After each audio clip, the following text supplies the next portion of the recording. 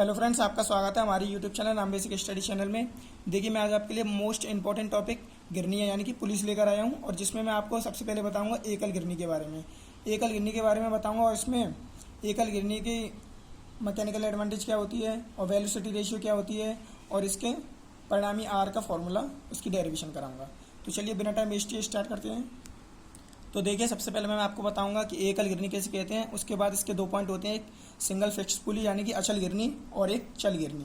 तो पहले हम बताते हैं एकल गिरनी कैसे कहते हैं।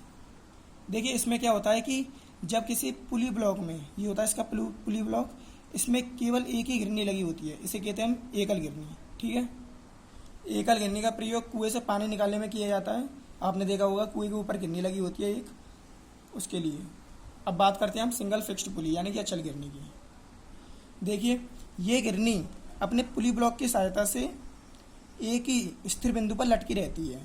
ठीक है, और देखिए, ये क्रिया के समय ऊपर या नीचे की ओर मूव नहीं करती, ये अपने केंद्र पर ही रोटेट करती है। ठीक है, ये होती है हमारी एकल गिरनी। देखिए, इस गिरनी से कोई यांत्रिक लाभ नहीं होता, ये केवल अपने सुविधाजनक स्थान पर लगाई जाती है। ठीक है, अब देखिए, मान लीजिए कि गिरनी में कोई ये रोप लटकी हुई है। अब देखिए, इस रोप के एक सिरे पर तो वेट डब्ल्यू लटका हुआ है, और देखिए दूसरे सिरे पर कोई एफर्ट पी लगा है। ठीक है, मतलब प्रयास पी है। अब देखिए, केंद्र से यहाँ तक की दूरी इसकी त्रिज्या होती है यानी कि आर। तो देखिए, यहाँ से हमने इसकी थोड़ी लंबाई ले ली। अब देखिए, रोप से यहाँ तक की दूरी भी हमारे आर होगी, स्मॉल आर। तो यहाँ तक की आर है, और ये भी यहाँ तक की आर है। ठीक है, अब देखिए, इस पर एफोर्ट लगाएंगे तो ये देखिए रोटेट करेगा, और इस पर प्रयास भी यानी कि ये भी एक बल है, प्रयास, और हमारा वेट ये भी एक प्रकार का बल है। तो आपने मूवमेंट का फॉर्मूला पढ़ा होगा, फोर्स इनटू परपेंडिकुलर डिस्टेंस, इसका फॉर्मूला ये होता है। अब देखिए, इक्विलिब्रियम कंडीशन में देखते हैं तो देखिए, इसका मूवमेंट बराबर जीरो होगा, मतलब संतुलन अवस्था में मूवमेंट इसका जीरो होगा। ठीक है, अब देखिए, मैंने मूवमेंट ऑफ फोर्स के ऊपर पूरी वीडियो बनाई है। तो मूवमेंट ऑफ फोर्स हमारा क्या होता है, किसी अक्ष के परतः उसका बलागुण उसके परिमाण एफ तथा उसकी क्रिया रेखा के लंबवत दूरी डी के गुणनफल के बराबर होता है। ठीक है, तो देखिए, अब देखिए, डब्ल्यू हमारा एक तरीके का फोर्स है। तो देखिए, डब्ल्यू यहाँ से इसके केंद्र तक की दूरी आर के गुणनफल को हम क्या कहेंगे, मूवमेंट ऑफ फोर्स कहेंगे। तो हम लिख सकते हैं यहाँ पे W into R is equal to, अब देखिए, ये किसके बराबर होगा, इसके ये वाले फोर्स के बराबर होगा। पी प्रयास, ये भी एक प्रकार का फोर्स है। तो इसके और आर, इसके गुणनफल को मूवमेंट ऑफ फोर्स कहेंगे। तो फिर लिख सकते हैं हम पी इंटू आर। ठीक है, अब देखिए, आर से आर कैंसिल हो जाएगा, तो हमारा क्या बचेगा, W is equal to P. अब देखिए, इसको इधर ले आएंगे तो डब्ल्यू अपॉन पी, इधर क्या बचेगा, एक। ठीक है, अब देखिए, इसके इस टर्म को बोलते हैं हम मैकेनिकल एडवांटेज। ठीक है, जो कि हमारी 1 है। तो इसकी मैकेनिकल एडवांटेज हमारी 1 आ गई है। अब मान लीजिए, यहाँ से फ्रिक्शन को हम हटा देते हैं, फ्रिक्शन को हटा देते हैं। तो देखिए, जब हम फ्रिक्शन को हटा देंगे तो इसकी वेलोसिटी रेशियो बराबर किसकी होगी, मैकेनिकल एडवांटेज की। तो ये भी हमारी 1 ही होगी। ठीक है, मतलब इसका क्या है, देखिए, अब देखिए, मैकेनिकल एडवांटेज एक आने का मतलब है कि इसके एफर्ट में कोई प्रॉफिट नहीं होगा। मतलब हम इस गिरनी का प्रयोग केवल दिशा के लिए लगाते हैं, दिशा चेंज करने के लिए। अब देखिए, मैकेनिकल एडवांटेज एक और हमारी वेलोसिटी भी एक है। तो देखिए, mechanical advantage upon velocity ratio is equal to, हमारा फॉर्मूला होता है ये इसकी क्षमता यानी कि एफिशिएंसी का। ठीक है, तो इसकी एफिशिएंसी भी हमारी एक ही होगी। तो यहाँ पर एक रख लेंगे, यहाँ पर भी एक रख लेंगे, तो एफिशिएंसी हमारी एक ही होगी। तो अब बात करते हैं हम इसके परिणामी की। देखिए, इसके परिणामी के लिए पहले देखते हैं हम यहाँ पे कौन कौन से फोर्स लगे हैं। पहले तो ऐसे ऑब्जेक्ट का भार है, ये हमारा डब्ल्यू, एक ये हो गया, और एक प्रयास ये हो गया। और देखिए, इसकी एक ये है गिरने का वेट, इसको मान लेते हैं हम स्मॉल डब्ल्यू। ठीक है, और देखिए, ऊपर की ओर क्या लगती है, इसकी प्रतिक्रिया आर। ठीक है, ये हमारे 4 तरीके के इसमें फोर्स हैं। और हाँ, देखिए, यहाँ पे इसके रूप में तनाव टी और है।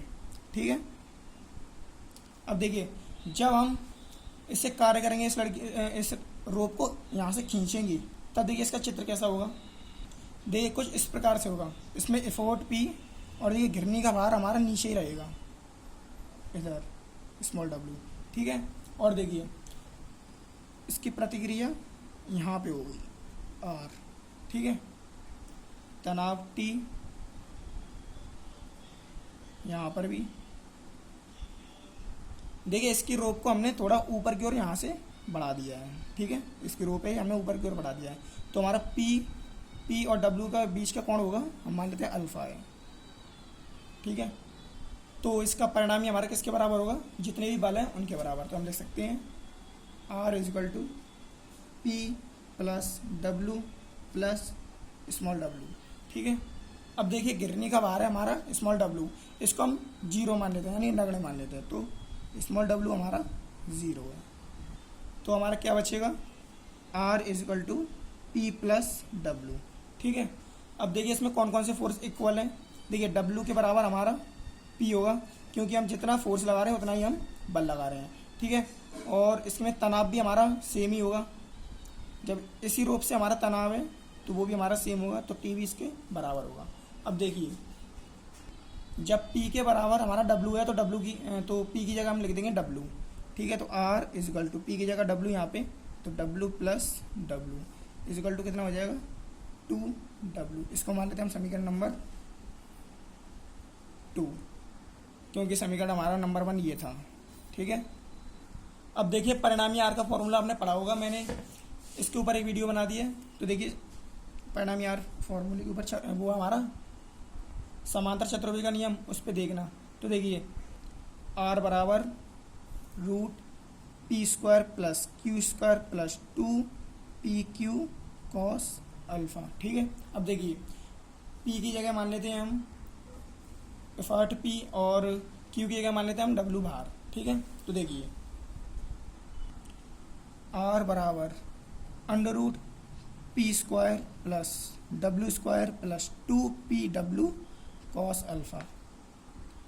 P के बराबर हमारा W है, तो P की जगह हम रख देंगे W। तो देखिए R बराबर W square plus W square plus 2W into W cos alpha, ठीक है। R बराबर 1W और 2W कितने हो जाएंगे, 2W हो जाएंगे, तो एक और एक, तो 2W W का स्क्वायर प्लस इसका इंटू करेंगे तो 2W स्क्वायर कॉस अल्फा, ठीक है।